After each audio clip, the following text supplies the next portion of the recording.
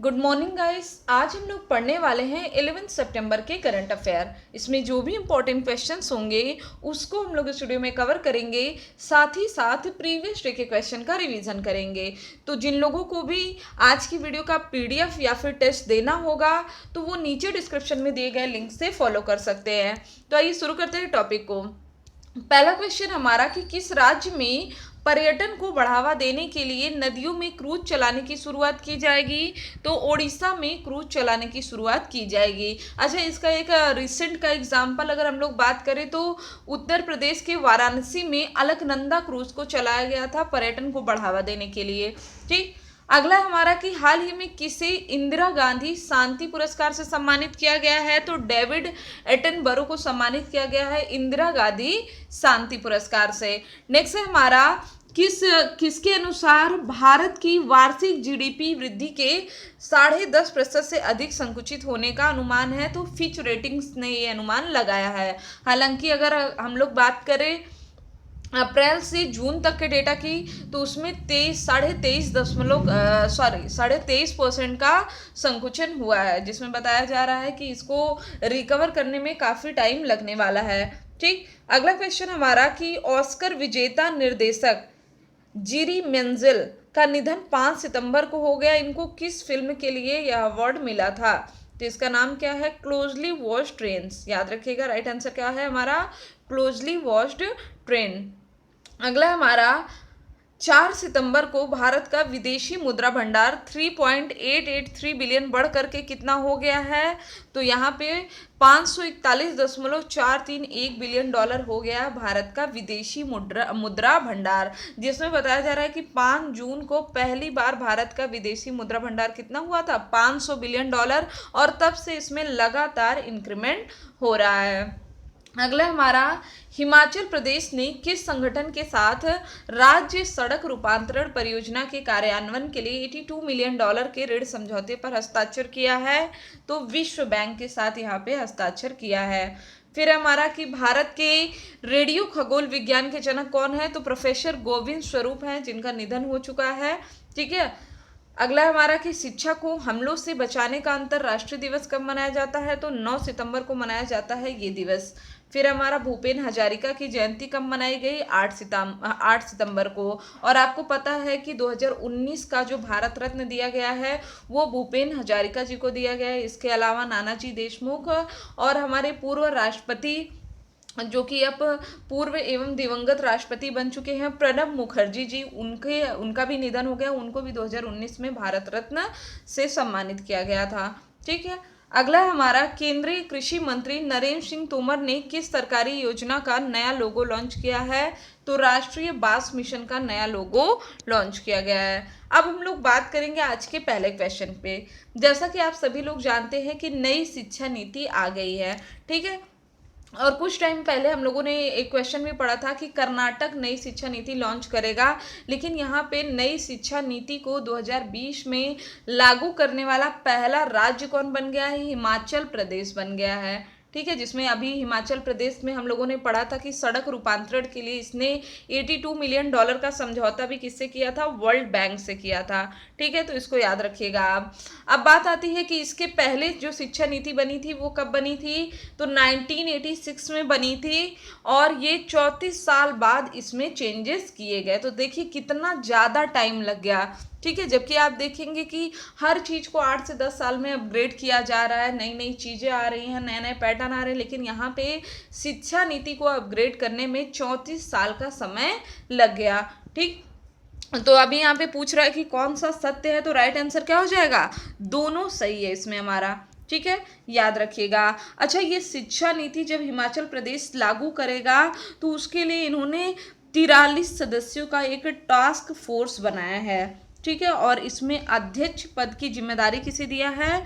शिक्षा मंत्री गोविंद सिंह ठाकुर को दिया है अध्यक्ष पद की जिम्मेदारी। ठीक है, मैंने आपको बता दिया कि 1986 में शिक्षा नीति बन गई थी, लेकिन 3 दशक से ज़्यादा इसमें कोई बदलाव नहीं किया गया, बल्कि समीक्षा के लिए 1990 और 93 में कमेटियां भी बनी थी, लेकिन उसके बाद भी कोई बदलाव नहीं हुआ। ठीक, चलिए, अब हम लोगों ने पढ़ा हिमाचल प्रदेश के बारे में, तो याद रखिएगा हिमाचल प्रदेश की दो कैपिटल है, एक तो शिमला है, दूसरी है धर्मशाला, और यहाँ के सीएम हैं जयराम ठाकुर। राज्यपाल की बात करें तो यहाँ पे बंडारू दत्तात्रेय हैं यहाँ के राज्यपाल। ठीक है, चलिए नेक्स्ट क्वेश्चन है हमारा कि हाल ही में एनएसओ द्वारा जारी हेल्थ इन इंडिया, ठीक है, भारत में स्वास्थ्य रिपोर्ट से संबंधित निम्न कथनों की पुष्टि कीजिए। आपको पता है एनएसओ की जो रिपोर्ट है इसको सबसे सही माना जाता है। यहाँ पे देखिए ये गलत लगाया गया है, यहाँ पे नेशनल साइंस ओलंपियाड नहीं होगा, इमेज यहाँ पे रॉन्ग है। ठीक है, तो गलती से इससे आप कंफ्यूज मत होइएगा। ठीक है, तो देखते हैं इस रिपोर्ट में बताया क्या गया है कि भारत में 5 में से 2 बच्चे अपना टीकाकरण कार्यक्रम पूरा नहीं करते हैं। ठीक है, तो ये बिल्कुल सही बात है, 5 में से हर 2 बच्चे अपना टीकाकरण का जो कार्यक्रम है उसको कंप्लीट नहीं करते, मतलब शुरू तो कर देते हैं लेकिन मिड में ही छोड़ देते हैं। इसके अलावा अगर हम लोग पूर्ण टीकाकरण की बात करें, मतलब जितने भी टीके हैं उसमें राज्यों में सबसे अच्छा टीकाकरण कहाँ पे हुआ है, तो मणिपुर में जो टीकाकरण है इसको रिकवर किया गया, 75% तक लोगों का टीकाकरण है। उसके बाद है आंध्र प्रदेश, ठीक है, और तीसरे नंबर पे है मिजोरम। ठीक है, मणिपुर में 75, आंध्र प्रदेश में 73 और 73.6, और यहाँ पे मिजोरम में हमारा 73.4 है। अच्छा, आंध्र प्रदेश अभी रिसेंट में चर्चा में आया था। आप लोग एक चीज़ कमेंट कर दीजिएगा, ये जो मैं एक्स्ट्रा फैक्ट आपको बताती रहती हूँ इससे आप कंफ्यूज तो नहीं होते हैं। ठीक है, अच्छा क्यों बता रही हूँ, क्योंकि अभी क्या है ना, कोरिलेट करके पढ़ने से चीज़ें याद हो जाती है। तो आंध्र प्रदेश अभी चर्चा में क्यों आया था, जब मैंने आपको इंडिया का ईज ऑफ डूइंग बिजनेस बताया था तो उसमें मैंने आपको ये पढ़ाया था कि आंध्र प्रदेश नंबर 1 पे है और दूसरे स्थान पे कौन है, दूसरे स्थान पे उत्तर प्रदेश है। इस वजह से आंध्र प्रदेश चर्चा में आया था। ठीक, अब यहाँ पे पूर्ण टीकाकरण के मामले में अच्छा प्रदर्शन तो हमने पढ़ लिया कि शीर्ष स्थान पे, निम्नतम पे, या तो अगर हम लोग कह लें सबसे खराब प्रदर्शन किसका है, तो नागालैंड का प्रदर्शन सबसे खराब है, जहां पर केवल 12% बच्चों को ही सभी टीकों की खुराक मिलती है। तो राइट आंसर क्या हो जाएगा, तीनों सही है। क्या क्या है, एनएसओ ने एक रिपोर्ट जारी किया जिसमें उसने बताया कि 5 में से 2 बच्चे ऐसे होते हैं जो अपना पूर्ण टीकाकरण का कार्यक्रम नहीं कंप्लीट करते हैं। ठीक है, अच्छा एनएसओ का फुल फॉर्म क्या है, राष्ट्रीय सांख्यिकी कार्यालय, नेशनल स्टैटिस्टिक्स ऑफिस। ठीक है, जबकि वहाँ पे नेशनल साइंस ओलंपियाड था तो वो गलत था, यहाँ पे क्या है, नेशनल स्टैटिस्टिक्स ऑफिस। ठीक, देश की राजधानी दिल्ली में आधे से भी कम बच्चों को सभी 8 आवश्यक टीके दिए गए हैं, जबकि भारत की बात करें तो लगभग सभी बच्चों को तपेदिक और पोलियो का टीका प्राप्त हो रहा है। ठीक है, आपको पता है टीके के लिए मिशन इंद्रधनुष भी चलाया गया है। ठीक, चलिए देखते हैं, देश में 5 वर्ष से कम आयु के केवल 59.2% बच्चों को ही पूरी तरह से प्रतिरक्षित है, और ये आंकड़ा जो केंद्र सरकार के स्वास्थ्य प्रबंधन सूचना प्रणाली के पोर्टल पर उपलब्ध डेटा है उससे बिल्कुल अलग है, क्योंकि इन्होंने दावा किया है कि 2017-18 में जो पूर्ण टीकाकरण का कवरेज है वो 86.7% है, जबकि यहाँ पे रियल जो एनएसओ ने डेटा दिया है इसमें बताया गया है 59.2%। ठीक है, तो आप देख सकते हैं एक मेजर डिफरेंस है, क्योंकि ओवरऑल इंडिया की बात की जा रही है तो एक बहुत बड़ा डिस्टेंस है ये। ठीक, तो यहाँ पे देश भर में लगभग 97% बच्चों को कम से कम एक टीका की खुराक प्राप्त हुई है, और इसमें अधिकतर तपेदिक का बीसीजी टीका या जन्म के समय पोलियो का पहला टीका होता है, और वही केवल 67% बच्चों को ही खसरे का टीका प्राप्त है। याद रखिएगा इसको। ठीक है, मैंने ये आपको बता ही दिया था कि सबसे अच्छा प्रदर्शन मणिपुर का है, उसके बाद आंध्र प्रदेश, फिर मिजोरम का, सबसे खराब प्रदर्शन नागालैंड का है। और अगर हम लोग ग्रामीण और शहरी की बात करें तो ग्रामीण भारत में करीब 95% नागरिक, भारत में लगभग 86% बच्चों का टीकाकरण सरकार या सार्वजनिक अस्पताल में हुआ है। टीकाकरण के कार्यक्रम को कायदे से संचालित करने के लिए, ठीक से संचालित करने के लिए यूनिवर्सल टीकाकरण कार्यक्रम सबसे बड़े सार्वजनिक स्वास्थ्य कार्यक्रमों में से एक है, जो कि प्रति वर्ष लगभग 2.67 करोड़ नवजात शिशुओं, 2.9 करोड़ गर्भवती महिलाओं को लक्षित करता है।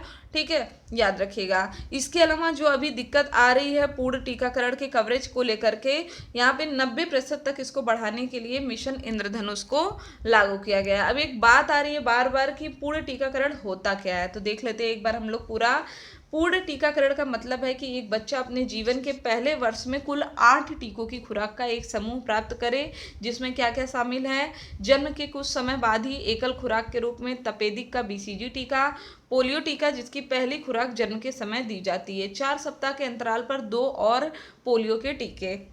उसके बाद डिफ्थीरिया हो गया, काली खांसी और टिटनेस को रोकने के लिए 3 खुराकें और खसरे की 1 खुराक। तो ये कुल 8 ऐसे हैं जो कि 1 साल के अंदर दिया जाता है, और इसमें भारत में से 5 में से 2 ही बच्चे अपना पूर्ण टीकाकरण कंप्लीट कर रहे हैं, बाकी क्या है बीच में ही छूट जा रही चीज़ें।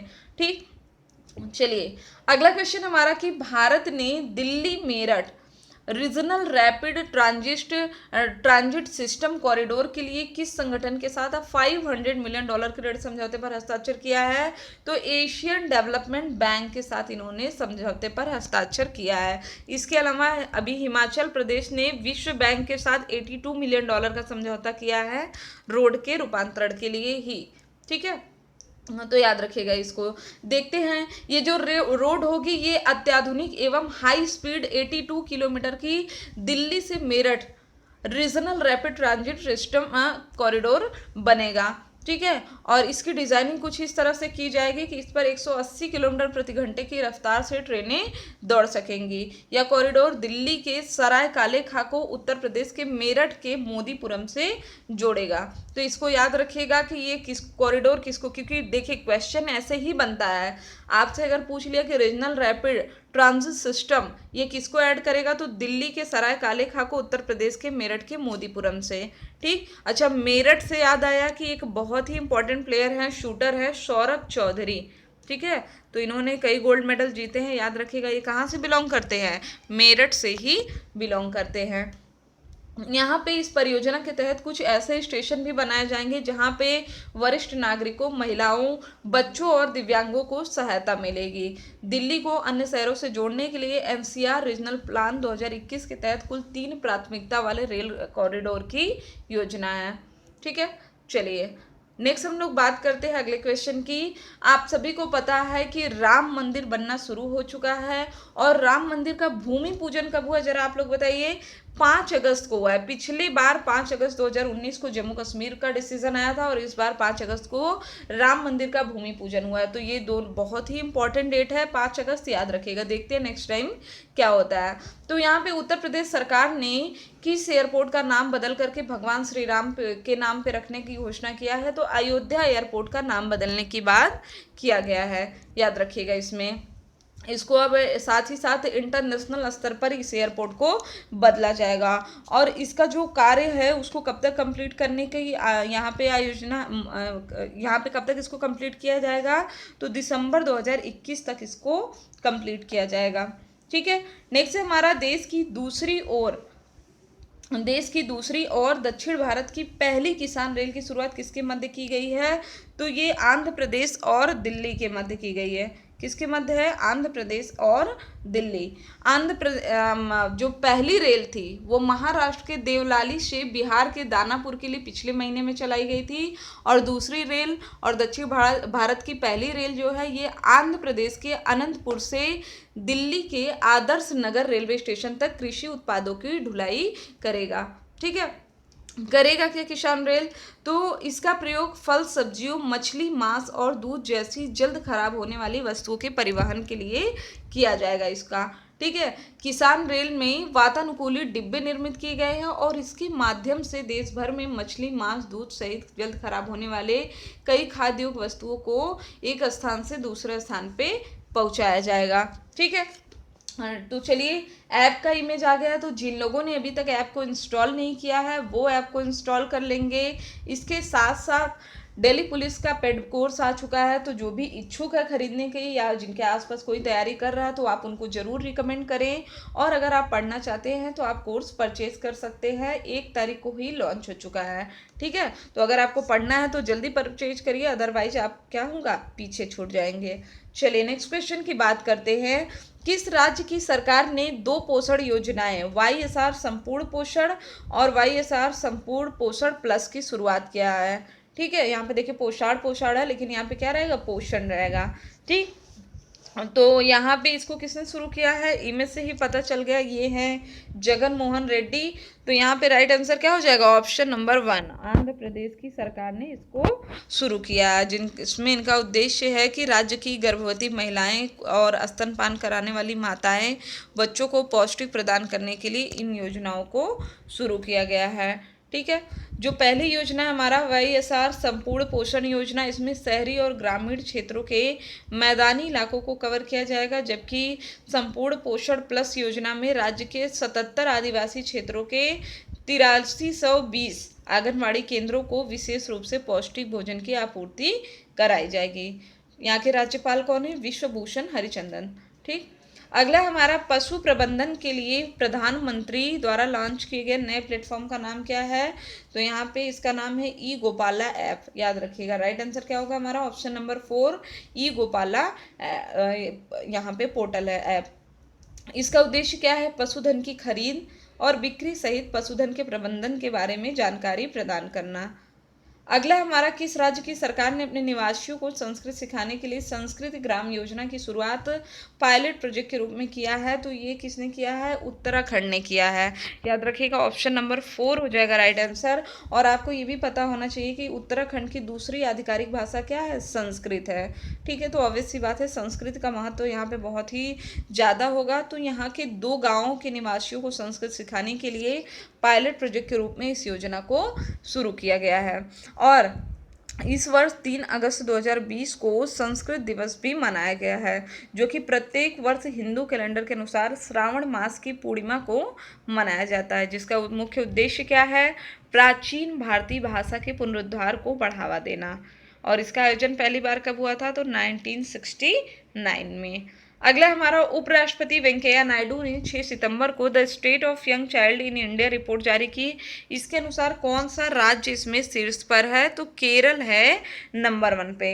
इस रिपोर्ट को पॉलिसी वकालत करने वाले संगठन मोबाइल क्रिश द्वारा तैयार किया गया। इस रिपोर्ट में देश में स्वास्थ्य और पोषण पर तैयार किया गया है, जिसमें प्राथमिक विद्यालय स्तर पर बालकों की उपस्थिति, शिशु मृत्यु दर, स्टंटिंग जैसे संकेतकों की मदद से स्वास्थ्य, पोषण और ज्ञान के विकास को मापा गया है। अब टॉप 5 जो प्रदर्शन किया है और लोवेस्ट 5 उसको देख लेते हैं। ठीक है, देखते हैं सर्वश्रेष्ठ प्रदर्शन करने वाले टॉप 5 राज्य कौन कौन से हैं। पहला केरल है, दूसरा हमारा गोवा है, तीसरा त्रिपुरा है और चौथा तमिलनाडु है, पांचवा है मिजोरम। और यहाँ पे देखिए टाइपिस्ट महोदय ने फिर से गलती कर दिया है, ये नेक्स्ट लाइन में रहेगा खराब प्रदर्शन करने वाले राज्य। ठीक है, बिहार नंबर 1 पे है, उत्तर प्रदेश नंबर 2 पे है, झारखंड और मध्य प्रदेश उसके बाद है छत्तीसगढ़। ठीक, नेक्स्ट है हमारा वर्ल्ड सुसाइड प्रिवेंशन डे कब मनाया जाता है, तो 10 सितंबर को मनाया जाता है वर्ल्ड सुसाइड प्रिवेंशन डे। और इसका इस बार जो सब्जेक्ट है वो क्या है, working together to prevent suicide. ठीक है, international association for suicide prevention द्वारा हर साल 10 सितंबर को वर्ल्ड सुसाइड प्रिवेंशन डे यानी कि दुनिया भर में आत्महत्या को रोकने का दिन मनाया जाता है। इसका उद्देश्य क्या है, लोगों को आत्महत्या से रोकना। ठीक है, अगर हम लोग IASP की बात करें तो यह एक गैर सरकारी संगठन है जो आत्महत्या और आत्मघाती व्यवहार को रोकने, इसके प्रभावों को कम करने, शिक्षाविदों को, मानसिक स्वास्थ्य पेशेवरों, संकट श्रमिकों, स्वयंसेवकों और आत्महत्या को रोकने के लिए काम करने वालों के लिए एक मंच प्रदान करता है। ठीक, चलिए अब जो भी महत्वपूर्ण दिवस है उनको भी यहाँ पे देख लेते हैं फटाफट एक बार। तो 1 से 7 सितंबर को मनाया जाता है राष्ट्रीय पोषण सप्ताह, जिसकी थीम क्या थी, eat right bite by bite. Second को मनाया जाता है विश्व नारियल दिवस। 5th को मनाया जाता है शिक्षक और अंतर्राष्ट्रीय चैरिटी दिवस। 7 को मनाया जाता है नीले आसमान के लिए स्वच्छ वायु का अंतर्राष्ट्रीय दिवस। 8 को मनाया जाता है अंतर्राष्ट्रीय साक्षरता दिवस। 9 को मनाया जाता है शिक्षा को हमले से बचाने का अंतर्राष्ट्रीय दिवस। तो ये थे हमारे आज के इम्पोर्टेंट क्वेश्चन। आई होप कि वीडियो आपको अच्छा लगा होगा। जो भी मॉडिफिकेशन हो कमेंट बॉक्स में ज़रूर बताया करिए, इसके साथ साथ वीडियो को शेयर ज़रूर किया करिए। तो आज के लिए बस इतना ही। Thank you friends, thank you so much.